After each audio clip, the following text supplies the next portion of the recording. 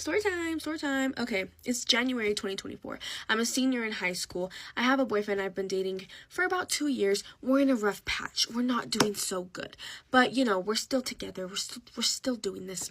I have a gay best friend, me and Diego. We're in our prime friendship. We're hanging out. It's a dark evening. It's like 7 p.m. And, we're driving around in my old Beamer, getting a 4 for $4 from Wendy's, whatever. We have a mutual friend, me and Diego, Elijah. Sometimes we hang out with Elijah. Sometimes, all three of us hang out. I'm driving. I get a DM. It's Elijah. Your boyfriend got on the school bus. That's all it says. Okay? We haven't been talking all day. It's just a random message. What? I text Elijah. What do you mean? What? So many questions. My boyfriend doesn't even ride the school bus. So I'm confused. Elijah's not answering. I start calling Elijah. Hello, answer. He's not answering. I turn my car around and I drive to his city because I know where he lives. I go 8 minutes to his city, get to his house, knock on his door. His mom answers. She's like, oh, hi, Tati. Where's Elijah?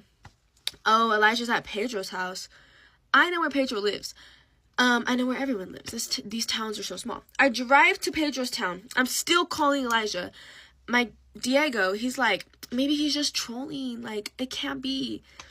He finally answers. I'm like 2 minutes from Pedro's. He answers. He's like, oh, what's up?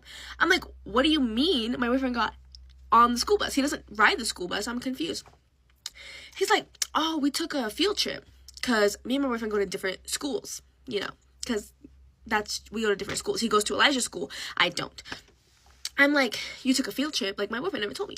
He's like, yeah, we took a field trip. And this little girl, what's her name? Brayden, what's her name? I hear Brayden in the back. Oh, her name's Kay. But her name's not actually Kay. It's pretty unique. It's a name you won't just make up on the spot. It's a name that was given to her by her mother, okay? It's a name that a boy's not just gonna make up, okay? I'm like, what? I'm outside of Pedro's, so come out because we need to talk. He's like, no way you're outside. Pedro, Brayden, Elijah, they come outside. I'm standing out there in the freezing cold, me and Diego, and I'm like, guys, what? Like, tell me what happened. Like, explain to me what happened. I'm so, confused. And they're like, Tati, it was a joke. It was a joke. Look at your face. It was a joke. Like, what are you talking about? It was a joke. And I'm like, no, it's not. You literally told me her name. And Brayden's like, I made that name up.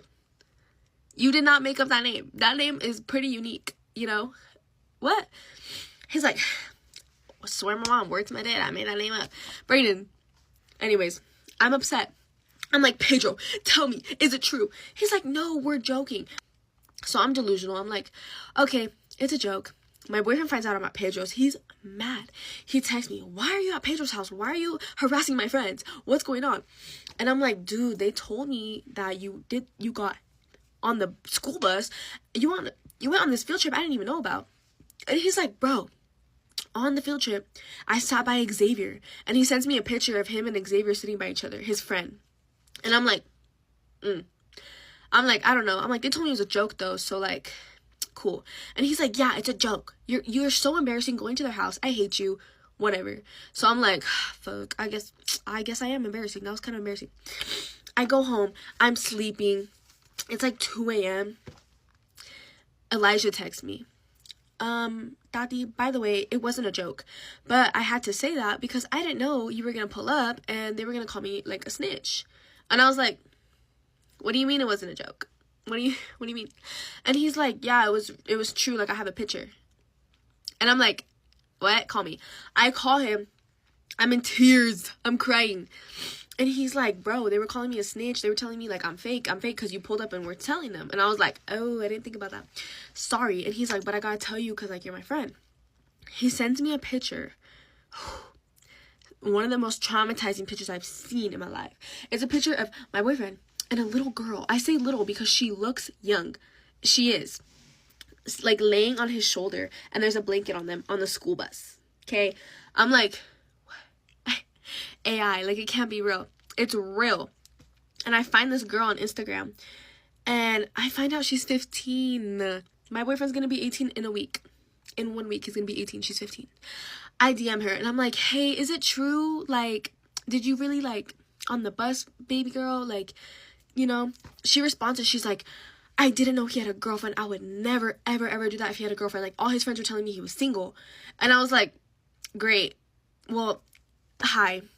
And she's like, oh my God, I'm so sorry. Like, I would never do that. And I just felt so bad for her. I was like, girl, like, don't feed into his, like, wants and needs. Because now, look, like, they're saying this about you. Like, it's going to ruin your reputation. I want to talk about reputations. But I was just like, and she was like, no, like, I would never, like, let him do anything to me, blah, blah, blah. Bruh. I find out that there's a video of this. Somebody sends me a video. And all you can see, I don't know if, allegedly, you could see, like, the blanket, like, moving, okay? And my boyfriend, like, what are you doing? Like, oh, God, it's traumatizing. I can't even, like, repeat it.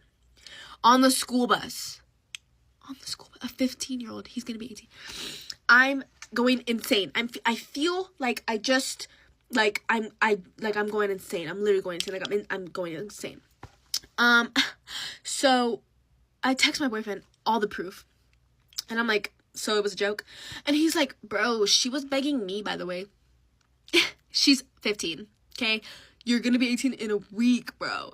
And I was like, we're done. And he was like, no, please. And I was like, I hate you. Like, why? How embarrassing for you and for me and for that little girl. The worst part is 5 months later, we got back together and dated for a whole nother year. And I still love Elijah for being so real. And me and Pedro and Brayden are fine, even though they lied to my face. But I would lie too for my friend. So that's all. Hey guys, so we're finally doing the story time of how we got kidnapped by the Italian mafia. So we both posted a TikTok about this, and this happened over a year and a half ago, and we were both there, and, like, I'm just saying, like, we would not be posting a story time if it was recent. Okay, so we're gonna keep this long story short. Over a year and a half ago, me and my family, we took a trip to the Amalfi Coast in Italy, and then we flew out to Sardinia, Italy, and my dad wanted to rent a boat there. Also, we both love Italy so much. Like, we've literally been back to Italy since. Like, I literally will go again. It's, like, one of my favorite countries. Yeah. Like, it was just, this situation was, like, actually, like, unreal. Like, thinking about it is very traumatizing. Basically, my dad rented out a boat through this company, fully paid for, like, fully assured that, like, our trip was going to be safe, and we're going to end up at this, like, very beautiful island, and all of it is just going to be all fun, and, but that's not what happened. Okay, so they were basically telling us to, like, go to this one area, like, really pushing it on us. They're like, yeah, it's so safe, like, there's no rocks, like, it'll be totally fine. And also, the boat, my dad was driving it, because in Italy, like, you don't need a boating license to, like, drive a boat there. Or at least for, like, that specific company, like, you didn't need a boating license. Yeah. Okay, I'm blocking off the street name for safety reasons, but this is where we rented the boat from. It was literally just a fenced field with, like, a chained gate, and I really thought it was sketchy from the moment we got there. So my dad basically paid for a boat that fits, like, an entire family, and then when we went to get on the boat, it literally fits, like, 2 people, and it was, like, an inflatable raft. And my dad went back to, like, tell them, like, hey, like, we bought a boat for, like, more people. We're like, this isn't what we paid for. Yeah. And basically, my dad asked for a refund. They refused. And my dad asked if he could have another boat. And they also refused. And basically, my dad was like, you know what? Like, let's just enjoy our time. Like, go along with our life. So we basically left. We set sail. The waters were clear at first. Very beautiful. And then we reached this, like, very rocky area, which, like, we couldn't tell that there were rocks because, like, the water was, like, dark and, like, it was deep. Like, the water was deep there, which is so weird that we even, like, hit a rock, and basically we start sinking. The boat starts, like, filling up with water, and, like, me and my sister, my entire family, literally my 12-year-old brother, we are screaming, waving. He was 10 at the time. He was 10. He's 12 now. But waving for help. Like, 4 boats passed by. No one helps. And then eventually this boat, it was, like, a very nice family. They had kids, so, like, they were super understanding. And, like, I was at the front of this boat. We don't really, like, drive boats. Like, my dad, that was probably the first time we had driven a boat. Yeah. They had to, like, tie us to like their boat, like take us to the nearest dock to make sure we were safe and like get us back to safety. Oh, also, I forgot to mention, we ran out of gas. And they did tell us that we did have enough gas for like there and back. But anyway, so the family that saved us, because they like were from Italy. Like they are so kind. They are Italian, and like they knew we were American, but basically they were like, we're gonna call the company for you and like talk to them because we tried reaching out to the company and they're like, we can't send anyone right now, and like they're like, oh, you're gonna have to stay there overnight, like, and we can't send anyone to help you. Yeah. So the Italian family that helped us, they called the company and they were talking to them in Italian, and they tell the family, oh, like someone's 10 minutes away to come help them and get them back here. Which was a little weird because like we were like an hour and a half out from that company, and basically they get there and there were two men and they get off. They were on like a bigger boat, like probably like the boat we were supposed to get on. And they were being so like rude to us. They go, oh, like y'all are fucking Americans, and like it was just like really, really scary to begin with. So basically what was happening at this point, they were being rude to us, and then the guy that like ends up being the mafia driving the boat looks at me and my sister and was like, okay, you two, like you get on the broken boat. Yeah, we had to get on the broken boat, like the boat we were already on, and then they wanted the rest of my family to get on like the big boat with them, which fits over 12 people. Yeah, like it literally fit 12 people, like all of us. And how is it safe for us to get on a broken boat? Like, who does that? Yeah. Anyways, my dad was like, absolutely not. Like, my mom was like, sorry, no, like, we all have to stay together. And so, anyways, we all end up getting on the big boat. Oh, like, we, like, forced ourselves on that boat, basically. Yeah. So, we're on this boat, we're sitting, and then the guy was like, you two, like, referring to me and her, they're like, you need to go to the tip of the boat and sit there. And we look at him, we're like, but there's no seat. Like, what are you talking about? Absolutely no seat. He's like, well, you have to. And he's like, because I said so. And we're like, looking at each other like, oh God, like, what is happening? So basically, we're on the tip of the boat. My mom, my dad, my brother, all sitting on the other end. They can't see what's going on. Only me and my sister can see. Yeah, they can't see us at all. And so basically, he's driving recklessly with one hand. The waves are insane. On the phone the whole time. On the phone, trying to take pictures of us, like, trying to be, like, discreet, 90-degree angle, like, basically, like, not even discreet. Like, he was straight up just, like, taking pictures of like, us. he was just, like, trying not to make eye contact. Also, he was wearing, like, super dark glasses. Like, we could only see his eyes when he, like, tilted his head down. Oh, he was also bald, too. Yes. For all the comments were like, was he hot? No, he was not. No. So, like, actually, he's driving so reckless at this point. Me and my sister were hanging onto the handles, like, on the edge of the boat. We're like and then this. Our elbows are interlocked. Like, we are bouncing with the waves. Oh, my God. Like, we were trying not to fly off. I like was this. praying to God the whole time. Like, I was bawling, crying. It was the worst thing I think I've ever fucking experienced. Yeah. So, like, I've never felt, like, actually in danger, and that was the first time in my entire life, like, I genuinely, like, felt in danger and was praying to God, like, please save us, and, like, it, like, I felt chills going down through my body, and anyways... Like, I couldn't even describe the feeling I was feeling at that moment. Like, yeah, like... Just pure shock, honestly. So, like, basically, we text our friends, like, as he's recklessly driving through the waves, and we're like, guys, like... If we die, we love you guys. And they actually thought we were joking. Yeah, they're like, oh, y'all are just kidding. Yeah, like this, like, y'all are making this up. Okay, so then he stops at this port in Costa Smeralda, which is, like, one of the richest islands in Italy, and he hands a stack of 30,000 euros to a woman in a Versace robe. She had 2 Russian bodyguards with her, and he was talking and conversating with her for, like, 10 minutes, and then they kept looking back at us, and I, like, pulled my phone out, trying to take pictures. He comes over to me. He almost smacks the phone out of my hand. He was trying to, and I, like, put it down. And he was like, no photo, no photo. And so, like, I, like, start, like, telling my parents, like, because we speak Arabic and in a different language. Oh, yeah, we were speaking in Arabic, which I am so thankful, like, we could speak a different language. I was like, guys, we're literally, like, I think they're trying to kidnap us. Like, something weird is going on. And my mom's like, okay, like, should we, like, get off? And I was like, Mom, like, if we get off, like, that's gonna not be good. We literally asked to get off, and he said no. Like, we could have walked back to our car. He's like, no, you guys have to wait here. Like, we're almost back. Yeah. So anyways, after the 30,000 euros being counted up and we have to, like, act like that's super chill and that he just threatened my sister and, like, tried to kill her because she took pictures. the pretty island. He starts heading back. We're like trying to keep track of like our maps, and he was like going out of like route. Like we were not heading towards like where our car was like for like 10 minutes, like out of route. And so anyways, he's driving reckless, and we eventually get back, and we're like, oh my gosh, thank God, like we made it back safe. We're like, oh, maybe it's over, like, yeah, we're good. Okay, so we walk back to the fenced area that we showed you guys earlier, and my dad is like going to the lady that like we rented the boat from, just like making sure like everything's good, like everything's taken care of payment wise.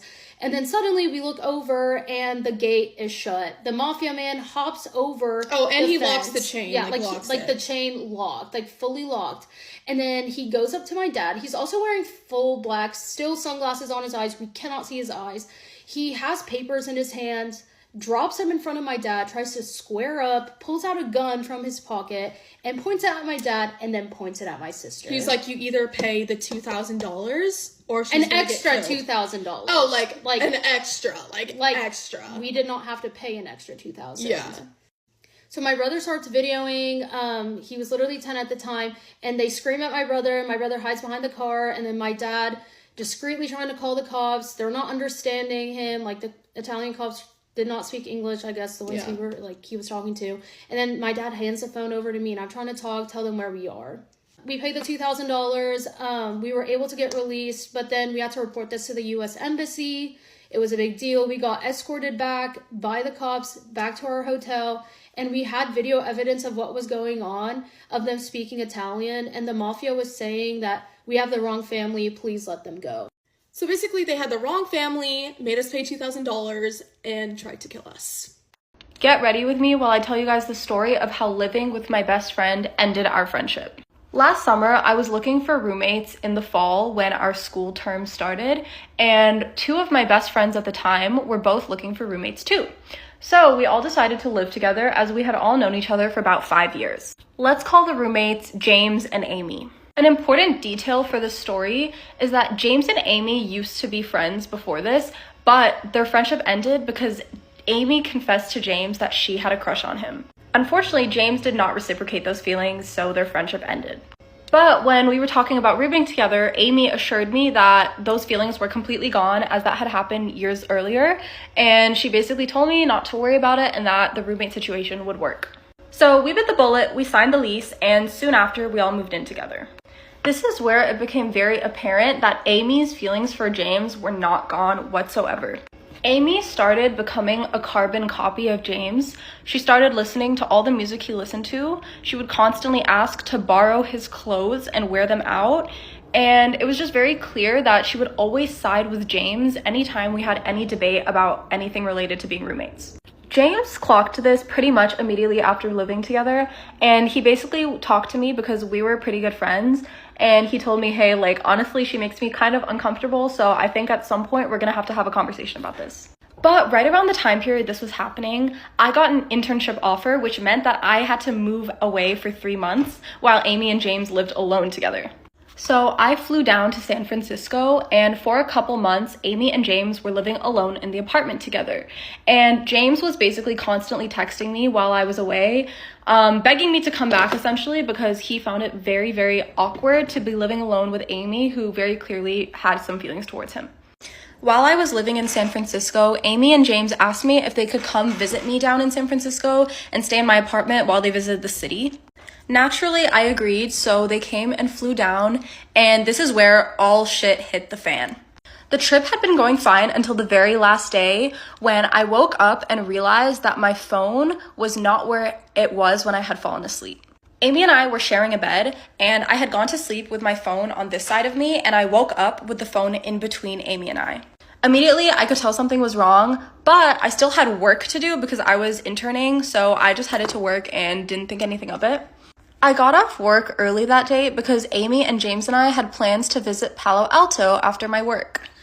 But when I got back, I found that Amy was acting really, really weird and like moody, and I was concerned that she like fell sick or something because that's literally how it seemed. So I asked her if anything was wrong, and she assured me no, nothing was wrong, and that she just didn't feel like going out to Palo Alto that day. A detail I didn't mention yet is that Amy's ex went to Stanford, and we had plans that day to go to Palo Alto, right? So my theory about why she was acting so moody was that she realized that we might run into her ex, and she was starting to get kind of emotional about it, which I would have completely understood. And I had actually introduced her and her ex, meaning that I had his location on my Find My map. And I thought like, oh, maybe Amy went through my phone that night and she found his location on the Find My map so that she could see if he was there. But you can let me know your guys' theories as to what happened at this point and come into part 2 for what actually happened. My favorite thing about having a dead dad is probably making it as awkward as possible. Oh my gosh, what do your parents do for a living? Oh, my dad's dead. And my mom's a receptionist. And no matter what, their faces will always be like... And then they're always like, oh my gosh, wait, I'm so sorry, I didn't know. And then I say, no, like, it's fine, it's been 12 years, you know, like, I'm kind of over it. And they go, 12 years? How old were you? I was five, yeah. And then another jaw drop. Their jaws are just on the ground. They're just like, oh, what did your dad die from? Colon cancer. He smoked too much and drank too much, actually. Another jaw dropper. Ooh. Also, I know that there's gonna be some people out there that are like, it's not funny to joke about your dead dad like that. Girl, it's been 12 years. Yes, it is. Well, obviously it's like not a joke, but this is like my way of coping of not having a father figure in my life, so let me be, please. Doing a lot worse stuff even before 12. So when I was 6 and 7, my neighbor up the street would come over and we would play house, and then one of us would be the mom and the other would be the dad, and then Then when I was 7, I moved away and I never saw the bitch again. I used to love playing with Barbies, and I only had one male Barbie. It was the Flynn Rider doll from Rapunzel, and I would take my Barbies and I would make them smash like this. When I was 10, Roblox started popping the fuck off. Everyone in my fucking elementary school was talking about that shit. And there was this game called Meep City. If you fucking know, you know. Oh my god, a bitch was getting passed around in Meep City. They would have like these parties and then they would have beds everywhere. And I was getting piped down on. Now, finally, when I was like 11, 12, I don't fucking know. Not only was I still playing Roblox, I was a gamer bitch to my soul. Like, I got the gaming setup right there. But anyways, I would get on Amigurumi, be like male or female in the chat, and then I'd get their snap and I'd flick up. I was like 11 or 12 getting fucking groomed on Amigurumi. Like, if I ever become famous on this account, I'm getting linked. There's pictures of my 12-year-old ass out there. Sometimes I wish my parents were more strict, because tell me why. I don't get scared when I sneak out, or like I don't have the adrenaline rush when I sneak out, and I don't get scared. I was talking to my mom the other day, and I was like, Mom, can you like pretend to not let me sneak out, or like can you pretend to not let me go out at like 12 in the morning, so I can have like the thrill of sneaking out and thrill of doing something that I shouldn't. And she was like, oh, but like what do you mean, like what time do you want to go out? I'm like, I don't know, I just like want to go out with my friends at like 2 in the morning. She's like, well, you don't have to sneak out. Just tell me where you're going and I will let you. Like, I don't care. No, mother. You need to go, like, out through the window and be quiet and try not to wake you guys up. She's like, no, like, you can go out whatever time you want. Just tell me where you are and I don't care. Like, just tell me where you're going. I don't care. Mom, that's not how it works, babe. I remember one time I snuck out. I came back home at, like, 5 or 6 in the morning and the doors were locked. And I couldn't get back in, so I called my mom to come open the door. She was like, where were you? And I was like, I snuck out to hang out with my friend. She was like, why didn't you just tell me? I would have let you go. Like, left the door unlocked. She was mad that I woke her up to open the door, but she wasn't mad that I snuck out and went hang out with my friend's house at 6 in the morning. Story time on how my preacher's wife found out that I was sleeping with her husband. So when I was 16 years old, I had decided to join a youth group because my friends went and I thought, like, hey, this looks fun, blah, blah, blah. Like, I'd never been a part of church before, but I decided to give it a shot. So my best friend's parents would come pick me up and would take us to church on Wednesday night, and I started going on Sundays as well because I started really enjoying it. Her family was very, very involved in the church. They volunteered and were, like, high up there, so they were willing to take me whenever because my parents didn't go to church. And the more I kept going, the more I noticed this boy, and I was like, wait, he's so cute, like, and, you know, we started goofing off, flirting, whatever, as a 16-year-old, and then we eventually started dating. Well, the whole time, this boy, I didn't realize that his father was the pastor or preacher of the church and was like the main head guy. And I had no idea until, like, I knew who the head preacher was, but I didn't know that they were like connected and that was his son until I went to dinner with this family one day because he said his parents wanted to meet me. And then I was like, oh my God, like, I didn't know your dad was like that guy in the church, you know? So the dinner went really well. The mom was super sweet. The dad was pretty cool. He kind of just sat there and didn't say anything. I talked to the mom more than anything. We talked about a lot of makeup and like told her about all the things I was interested in. And then she like was showing me her makeup products and like she like, because I guess she loved doing her makeup as well.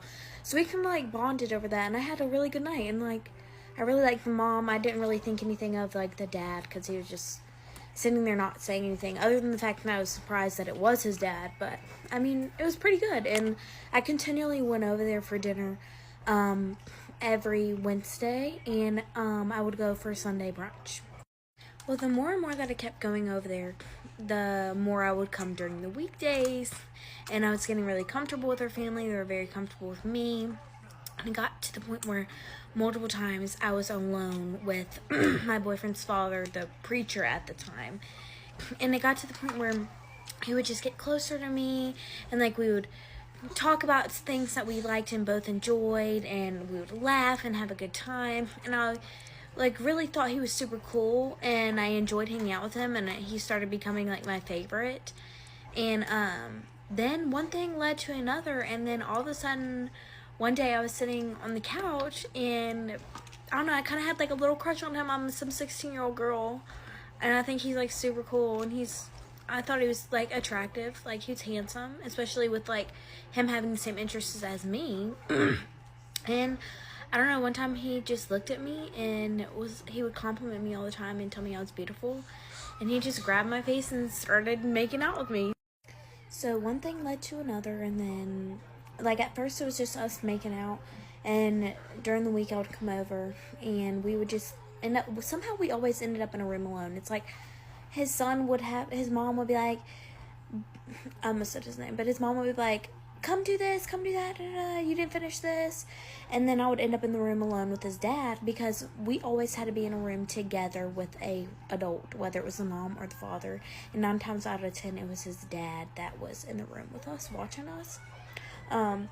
So he'd leave and have to do something. And so then, like, he would just come and, like, make out with me until his son got back up there. And the whole time I was hush-hush, so, like, I didn't say anything. Like, I still liked my boyfriend, but honestly, I liked his dad better. And then, like, for a couple more weeks, it went on where we were just making out. And then it got to a point where, like, he would start touching me and, like, grabbing me. And, like, I didn't mind it. Like, I was okay with it. And then we just started sleeping with each other out of nowhere. And somehow no one ever found out, because, like, when we were sleeping with each other, like, we were having sex and his wife was in the kitchen or, like, in the bedroom. We would always be in the living room or either in his son's bedroom. And, like, no one ever found out, ever. And then, but after a while, I did start coming over. I had, like, a little fucking Android phone, and he would text me and, like, let me know when he was there and no one else was there, and I would come and we would, like, mess around a little bit. But I don't know how anyone didn't know, like, while we were screwing and they were, like, downstairs. Like, I don't know. But they literally had no idea the whole entire time. Then one day I was sitting on the toilet and I was, like, looking at the sink across from me, and there was, like, tampons and stuff sitting there. And from my mom, not from me. And then I was thinking, I was like, wait a minute. I haven't been on my period for a while now. I didn't know exactly how long, but I knew it had been too long. And I had heard before, like, you miss a period. You might be missing a period, but something else is in there. So I start freaking out, and I try and, like, think back when my last period was, and I didn't know exactly for sure, but I know it had been at least 2 months. So I tell his dad, and I'm like, when we got in a room alone one time, he started, of course, like, trying to get into it. But I was like, wait. I was like, I'm nervous. And I started telling him, like, what's going on. And he was like, there's no way. And I was like, well, it would only be you, because I've only ever in my life slept with you, and you're the only person I'm sleeping with now. Like, there is a way. And he was like, Ashlyn, that's not okay. That's not okay. And, like, making me feel like it was my fault. When it wasn't my fault. It takes two to create. And I was like, well, anyways, like, what are we gonna do? Like, we don't even know for sure. And I was like, so what are we gonna do? He was like, I'll have to go buy you a pregnancy test, and you're gonna have to take it. And we're gonna have to go from there. So he messages me like 2 days later, and it's like, hey, no one's here. Come over. Like, I have the pregnancy test for you, blah, blah, blah. And so I shuffle my little butt over there, and I go and pee on that stick. And, of course, the test came back positive. When he saw the test, he started flipping out and yelling at me and saying it was all my fault. I'm going to ruin his placement in the church. It's going to ruin everything with his marriage and his son and his relationships, and that I need to get rid of the child. This should have never happened. I was never worth it. And as this man is yelling at me, we hear the door opening, and guess who's walking through the fucking door? Nancy, his wife. She comes in the bathroom, sees us two in there with a couple of, I took more than one, positive pregnancy tests, and just stands there for a minute, I guess to just process everything. And she probably had heard stuff when she was opening the door, or maybe, I don't know, because he was literally yelling at me. Nancy starts screaming, what's going on? What's going on? What is happening? Da-da-da. This whole time I knew something was off. I knew something was off. And all to find out this whole time I was fucking lying to you and the story was made up. I think my dad is a weirdo.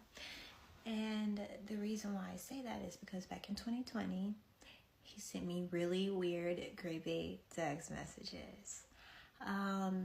The way I used to tell people, or the way I remembered it, was not even the words that he used. When I looked at the screenshots, which it even took me a long time to be able to look at the screenshots, quite frankly, just because drama. But it was worse words used than I remembered, so that's lovely. I don't talk to him anymore. Quite frankly, I don't think he has ever actually loved me or cared about me. Just fine. I mean, at the point where probably a good portion of my family doesn't even actually like me, and that's fine with me. I'm the black sheep. I will be the black sheep, because that nigga is weird. Now I have some screenshots. I have screenshots that I'm going to post, and I went ahead and I hope I arranged them in the right order. If something doesn't make sense, sorry, but I arranged them in the order of the weird messages that he sent me a particular night. After that, I believe it's arranged in messages that he sent me before that night. Now, the actual night that he sent me the out of the box shit, he was saying that he was drunk and he took a Percocet. Now, he was saying that he was drunk and that he took a Percocet and that he meant to text his girl at the time. And that's a big ass lie, because in one of the messages, which you will see, he told me not to tell my sister. My little sister, was 12 at the time. She's 17 now. I have several siblings, mind you. But yeah. And she was actually laying next to me when he sent those messages. And my two younger siblings were in his bed with him, laying next to him. At that time, I lived with my grandma and him, just for context. Now, just to explain, like, some of the messages, towards the end, you will see me talking to somebody else, like, they're kind of explaining, like, the conversation that they had with him on the phone. That is my big brother. The proof is in the pudding with that. I don't really know what else to say about that, but you will see. Yeah.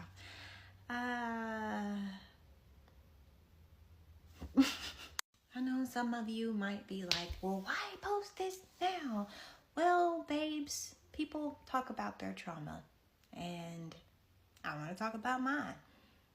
Because, I mean, it happened. It's true. And I don't believe to this day that this nigga is in his right mind because he never went to therapy. Not saying that that'll fix everything that's the fuck wrong in that nigga's brain, but it's a start, and I don't think he ever even attempted to start. And he still drinks to this day, I bet. So, yeah.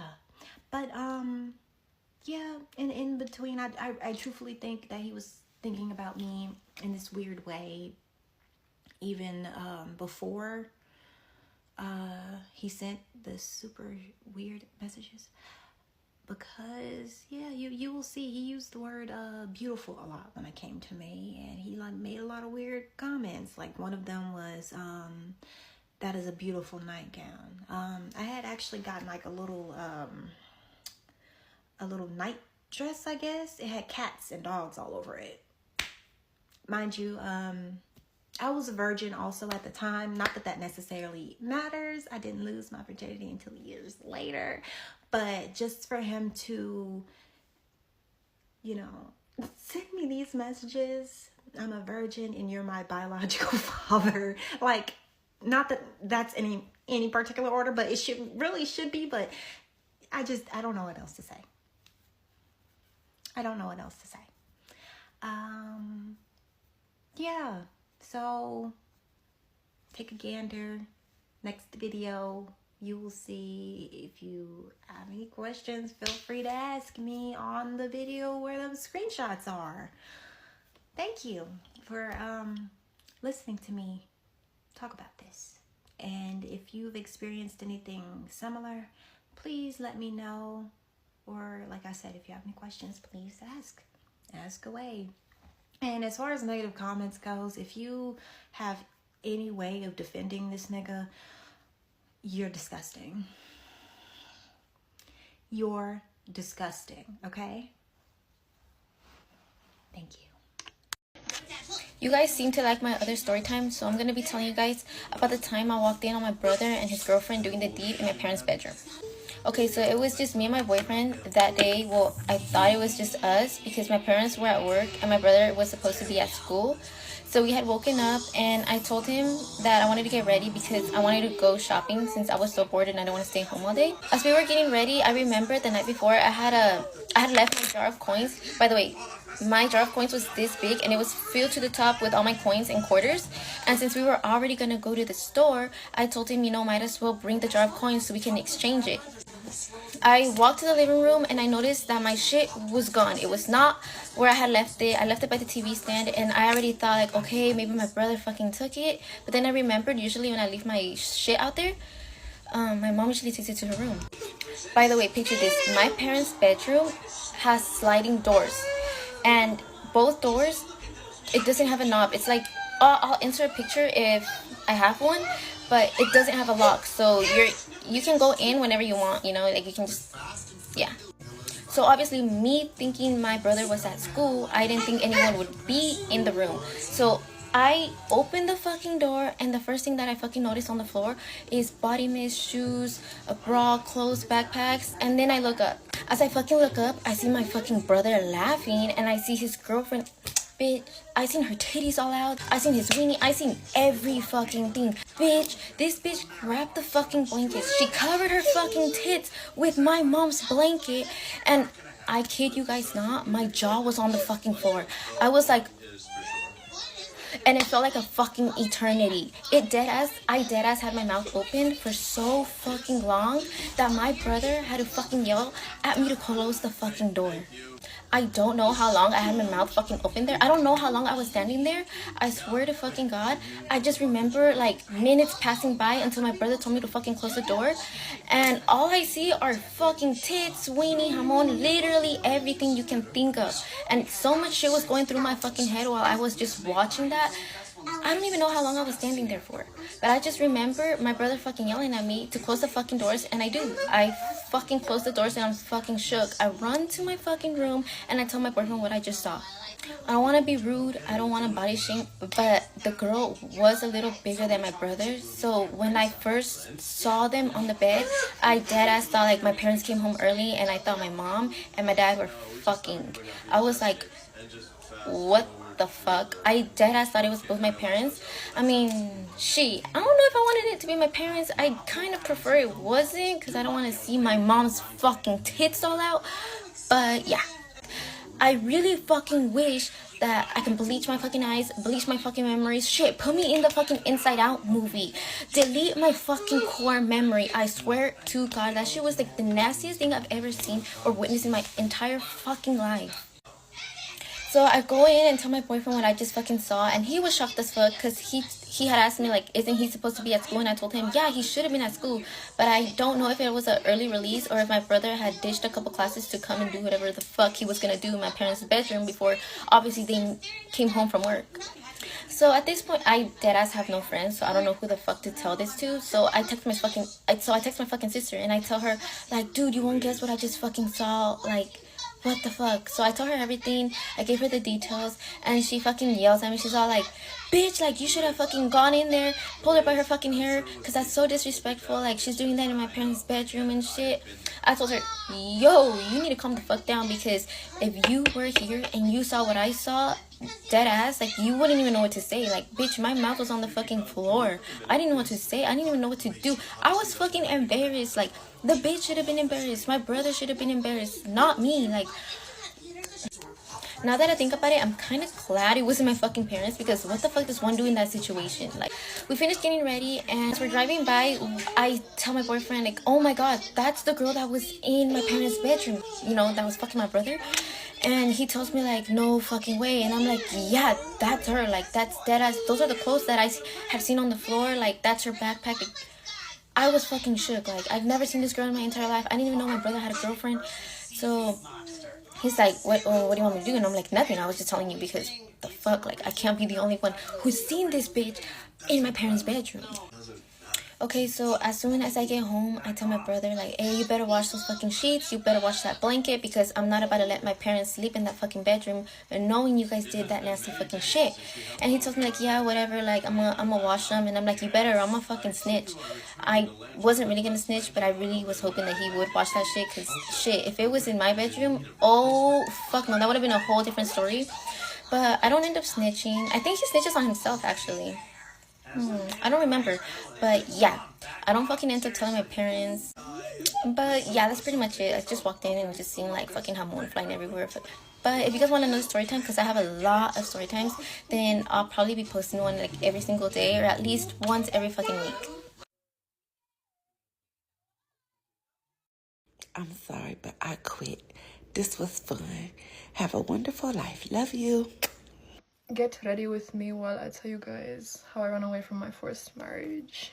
Okay, before we get into the juicy stuff, I'm gonna tell you guys a bit about the background and a little bit on forced marriages and stuff. I have to get ready while I do this. Okay, so forced marriage and arranged marriages are two different things. Don't get them mixed up. And this is about a forced marriage, not an arranged. So this is where nobody had agreed, I had not agreed, and it was happening. Basically, like, arranged marriage is when people agree to it. This was not agreed upon. Okay, and then a little bit more background on me at the time. This was 3 years ago. I don't know if I mentioned that. Basically, I grew up in a very toxic and abusive home, and everything was horrible at the time. I had severe depression, and I was also in college. Basically, I was doing a PLC at the time, and I was 17. So it was December 2021, and I tried to myself. And after this, my parents were basically fed up of my mental health, and they just honestly wanted to get rid of me. Like, it seemed like they did not want me around. I was a problem to them. I was a burden because of my mental health issues that they kind of caused themselves. So December 31st of that year, I tried to myself, and then I was in hospital for 2 weeks. And after I came out of the hospital, I was not allowed to leave my house. I was literally not allowed to go to uni, couldn't step outside. Like, my dad had already decided that I was going to Bangladesh. And honestly, I had no, like, other option at the time. Like, it was either that or just stay locked at home. So I obviously took the option to go to Bangladesh because at the time his reasoning for me going to Bangladesh was that it would fix my mental health and I would go there for, like, they didn't really give me a time. It was more that I was just gonna go and it's gonna fix my mental health. And yeah, that was my only option at the time, so I took it. So January 2022 is when the flight was, and it was me and my sister going. My parents and the rest of my family were staying back. They were due to come later that year in summer after my birthday, but that's relevant later on. So we went, and for the first like 2-3 weeks, it was all nice, it was amazing. And my passport was locked up. This wasn't like a big deal to me till later on, because I thought it was just like for safety reasons, you know, like it wasn't a big deal. And it came to a point where no one was really talking to me anymore. I was kind of isolated, and I kind of spent all my time there by myself.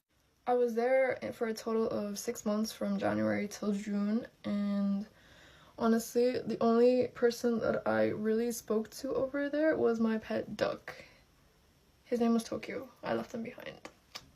So about 3 months in, I found out from one of the neighbors in the village. We were in the kind of like a village in the middle of nowhere. Like, you know, Bangladesh, it's like city and then the villages on the outskirts. So we were in a village with my granny and granddad, and found out 3 months in from one of the neighbors that like my neighbor was like coming up to me and she was like, you know about your wedding? Like, I was like, what are you talking about?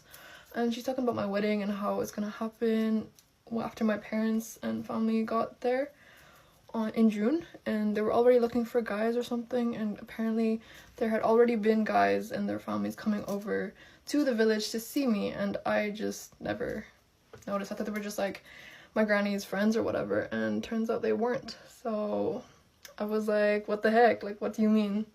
So that was crazy to me, and I was like, I don't believe it. And at this point in time, my parents weren't really talking to me. We had several fights, and one of, like, there are other stories to my life that involve those fights. It was about things that my mom did not know about, and she blamed it on me, so I wasn't talking to her. And then stuff with my dad had already been bad since the beginning of time, because he was head, and yeah, so wasn't talking to anyone, literally was just by myself. And at that point I was like, they're probably going to do that marriage, and I had a friend who I contacted who had been through a similar situation, so I contacted her to see what I could do to get out of the situation, because I needed to know if there was a way out if it did happen, or if it was going to happen. So 4 months in, this was April, I asked my granny up front, I was like, am I getting married? And she said, like, she basically confirmed it for me, and I was like, what the hell, what the heck, like, what is happening? And at this point I was just, I kind of gave up. I had no hope left, because I was like, it was a point where I'm just like, I give up, like, this is too much for me. And I didn't know at the time whether I wanted to actually get out of it, or whether I just wanted to accept what was happening to me and just live with it.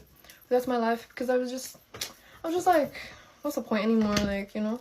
After a lot of talking to people back in Ireland, I decided to contact the British Embassy, because we do not have a Bengali embassy over in Ireland that's connected, so I had to contact the British Embassy. And to my luck, they couldn't help me because I was under 18, and yeah, at that point I had just given up. I was like, yeah, there's no getting out of this, and I am absolutely screwed. And at that point I just left it all. I just kind of gave up and was depressed, basically. Tried to myself a couple times. It was horrible. Like, no one was talking to me, just me and my duck Tokyo, and it was just us chilling every day and just existing until about the middle of May, I think. And then we started talking about when my parents would actually be coming to Dhaka or Bangladesh, and we started planning something that we would like basically get me out of there by my birthday or the day after my birthday, after I turned 18. So that was the plan, and thank God I had my friends. I had another friend in Dhaka that was much older than me, and he grew up there. So I asked him to help me, and he said yes. So shout out to you, Jobs. And obviously at this moment in time, I was obviously thinking about reputation and how this would affect my family and how they would never speak to me ever again, which was a big thing, and it's probably a big thing for other girls who go through the same thing as I did. And obviously I cannot tell you guys what emotions I felt during this whole thing, as it was a very difficult period and I went through a lot of emotions and it wasn't easy at all. I can't put that emotion into this video. I can't tell you what I felt, what I did, and how everything happened emotionally and mentally in my head, but it was very, very difficult. And I wouldn't want my worst enemy to go through what I went through. But as the day approached, the 18th of June, that was my birthday, I decided to call my dad after a long time. We didn't speak for a long time. And I wanted to talk to him and see if this was actually happening, to kind of ease my mind to telling me that I wasn't doing the wrong thing and that I actually had to do something for myself and be selfish for once in my damn life.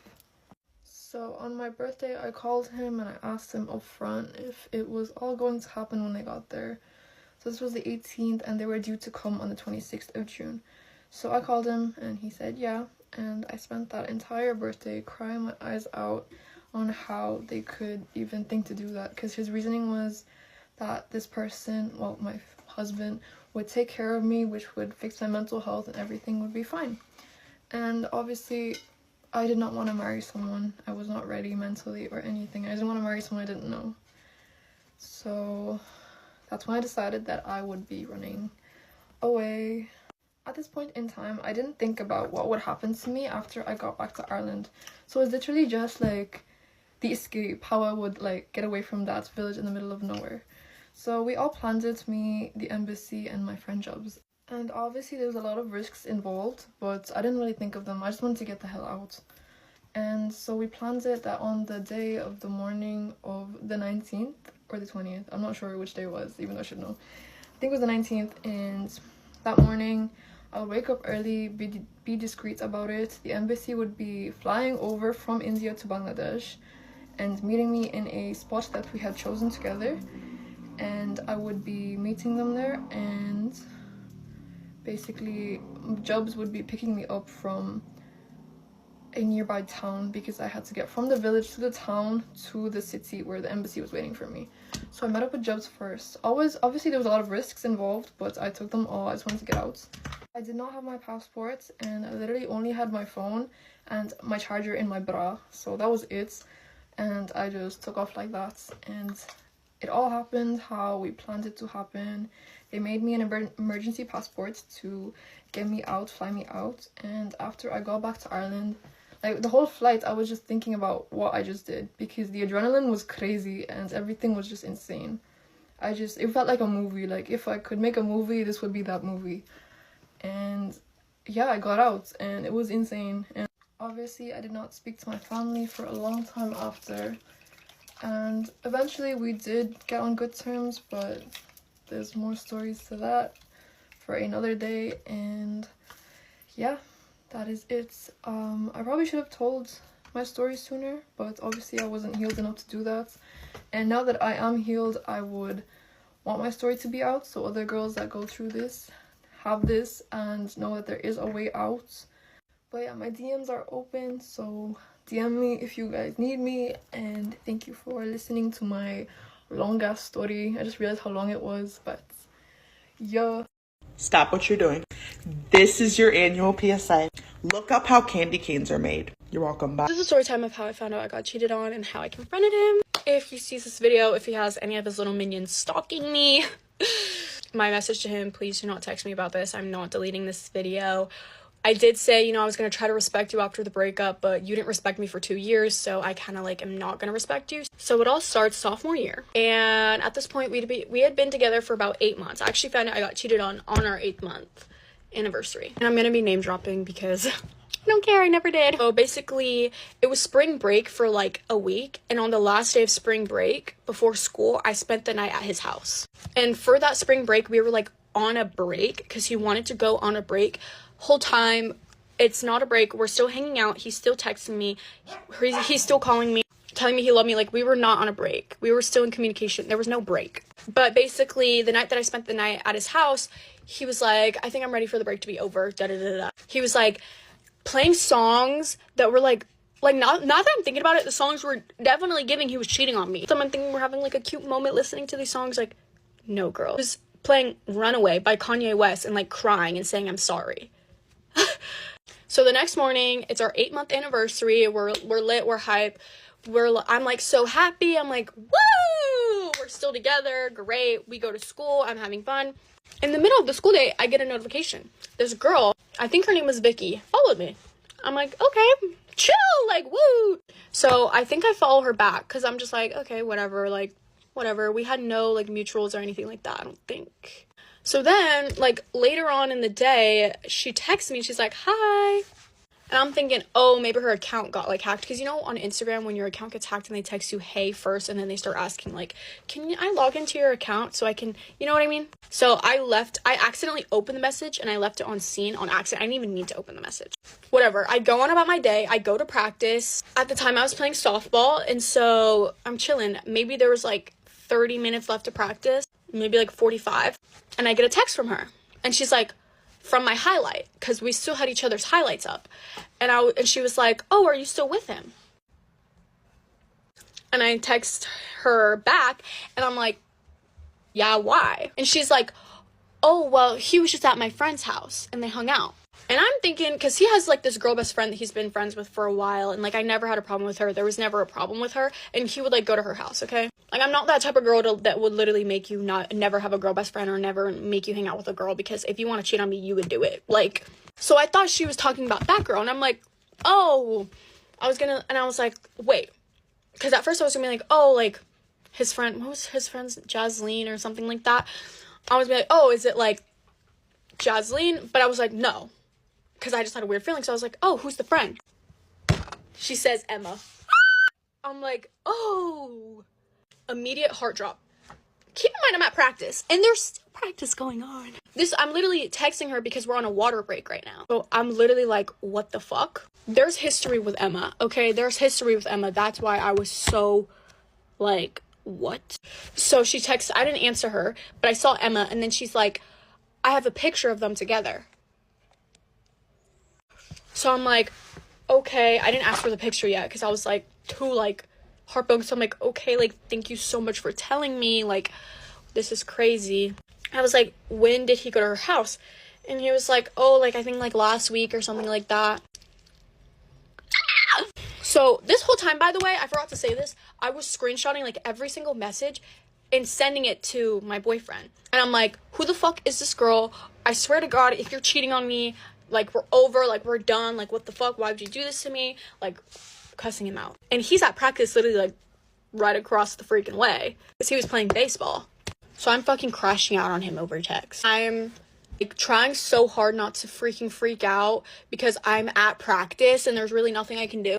Finally, practice is over, and I call him, like, 20 times. So he answers, he's like, what? He's like, I don't know who that is, da-da-da-da-da. I'm like, Jason, like, we're seeing each other after school, after practice, whether you like it or not. He's like, okay, whatever, chill. And he's being so nonchalant about it. And I'm freaking freaking out. I'm sitting with my friend waiting for her to get picked up or something. Or I think she was either getting picked up or, like, walking home. And I'm, like, crying to her. And I'm like, I swear to God, if he's cheating on me, like, I don't know what to do. Like, I don't know if I should believe it or not. Because I haven't gotten the picture at this point because I didn't want to see it yet. I didn't want to believe it. So finally, he gets out of practice. I walk over to him. Me and my friend walk over to him.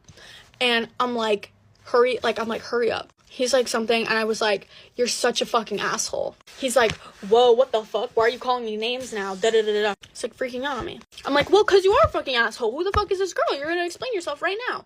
Whatever. We go, and I'm like, are you cheating on me? He's like, no, I'm not fucking cheating on you. Da-da-da-da. Like, you're crazy. All this shit. I'm like, okay, let me see your blocked list, because he had her blocked, right? He shows it to me. She's the first one blocked, and he had blocked other people after her, so I'm like, okay, I know you're fucking lying. And so I'm literally freaking. I'm like, why would you do this? I'm crying. We're still at school at this point. I'm crying to him. I'm like, why the fuck would you do this to me? Like, what did I ever do to deserve this? Like, I was so good to you. Da da da da. He's just being so nonchalant. He's like, I didn't cheat on you. I'm not cheating on you. I didn't do anything. Then I'm like, okay. So I go and text that girl right in front of him. I'm standing up. And he's sitting down. So then he gets up and he stands right behind me. And I'm texting the girl. I'm like, hey, can you send me that picture of them together? He sends me the picture. And I'm like, it's them together. She's the one taking the picture on his phone. And the outfit that he's wearing, I knew it was recent too. Oh, by the way, the picture was like him behind her. She was in front. He had her hand on her waist. I knew it was recent because when we were on our break, he FaceTimed me. He said he was going to his grandpa's sister's house. And he had on that exact same outfit. So now I'm crashing the fuck out on him. I'm crashing out. I'm literally crashing out. I'm like, what the fuck? I don't even really remember what happened. But we ended up moving somewhere, like, farther away. I don't even know. And so now we're sitting down. And I'm like, did you cheat on me? Just be honest. Did you cheat on me? Did you cheat on me? He's like, yes, Maya, I cheated on you. And so I slapped him across the fucking face. Which is not my best doing, but I slapped him across the face. I made his lip bleed a little bit. And I was so mad. I couldn't believe that this was my life. I couldn't believe that this was what I was going through. I was so upset. I just didn't think it was real life. I'm like, why the fuck did you do this? Like, you never loved me. Da da da da. And then he gets up and he's like, yeah, because I fucking fell out of love with you. That's why I did it. I'm like, okay. And I honestly, this was so traumatizing. I just do not remember a lot of it, to be honest. But then he's like, I'm sorry, Maya, like, we're over. It's done. Da da da da. And I'm just like, oh my God, like, what the fuck did I even do to deserve this? Like, bro. So I'm like, okay, well, I'm gonna call your mom and I'm gonna tell her everything that you did. He flips out. He flips the fuck out. I'm like gonna call her. He snatches my phone out of my hand. He like is grabbing it. I'm like, no, like, give me my phone back. Give me my phone. He goes into my backpack. He like rips open my backpack. He gets my pencil case, literally rips it, like actually rips it. Gets my scissors out that I had in my backpack, in my pencil case, and he's like holding it up to his neck. He's like, I'm gonna fucking kill myself. I'm gonna fucking kill myself. And I'm like, what the fuck are you doing? Like, give me my phone. I need to call the police. Like, what the fuck are you doing? And then he's like, I'm like, what the fuck? Like, what the fuck? What the fuck? Then he like, I'm sitting down, or I don't even remember. But then he's like, Maya, I'm so sorry. Like, I'm so sorry. Please take me back. He's on his knees and he's like crying to me. He's like, please take me back. Please, Maya, I'm so sorry. I didn't mean it. And so but now I'm like, okay, well, what the fuck? Like, did you kiss her? He's like, no. I'm like, did you hug her? He's like, yeah, I just hugged her to like greet her. Da-da-da. I'm like, did you fuck her? Like, what? He's like, no, we didn't do anything. All we did was just watch a movie. I'm like, how many times did you go over to her house? He's like, I only went over twice. And I'm like, you don't go over to someone's house and not kiss them if you're like cheating. Like, you don't do that, right? I'm like, is it over? When did it end? He's like, oh, well, we just like, it just kind of ended. I just decided I didn't really want, like, I don't even remember. Unfortunately, I did take him back. So y'all can hate on me in the comments, but it was a really big thing. And yeah, and it's not even the end. That's not even the end. There's so much more. So come back to part 2.